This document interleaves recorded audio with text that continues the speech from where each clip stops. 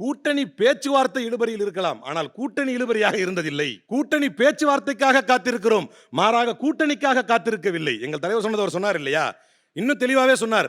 யாரெல்லாம் இந்த கூட்டணிக்கு எதிராக வார்த்தைகளை விடுகிறார்களோ, யாரெல்லாம் இந்த கூட்டணிக்கு எதிராக பேசுகிறார்களோ, அவர்களுக்கு எதிராக தேசிய தலைமையிடத்திலே புகாரை அளித்திருக்கிறேன் என்று கூட எங்கள் தலைவர் சொன்னார்.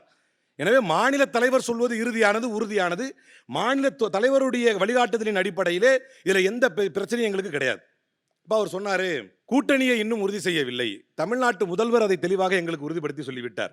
தமிழ்நாடு வெர்சஸ் என்டிஏ, அதுதான் இன்னைக்கு இருக்கக்கூடிய கூட்டணி நிலவரம் என்பது அதுதான். தமிழ்நாடு என்டிஏ, இந்த ஒட்டுமொத்த தமிழ் மண் எப்படி இந்த என்டிஏ கூட்டணியை எதிர்கொள்ள போகிறது? சொல்ல போனா இன்னைக்கு விஜய் கூட அதில் சொல்லியிருக்கார், பாரதிய ஜனதா கட்சியில் இருக்கக்கூடிய இன்ன பிற கட்சிகள் அப்படின்னு. என்னை கேட்டால் அவர் கூட அதிலே சேர்ந்துக்குவார். Tamil Nadu versus NDA. இதை ஏன் நான் சொல்றேன், இது எந்த உதாரணத்திலிருந்து நான் சொல்றேன் அப்படின்னா, தமிழ் மண் என்னைக்குமே பாசிச சக்திகளுக்கு எதிராகவும் உறுதியாகவும் இருந்திருக்கிறது. இன்னைக்கு அதே மேற்கோள் காட்டப்படக்கூடிய டிடிவி தினகரன் அவர்கள் ஆர்கே நகர் தேர்தலில் நின்றார்.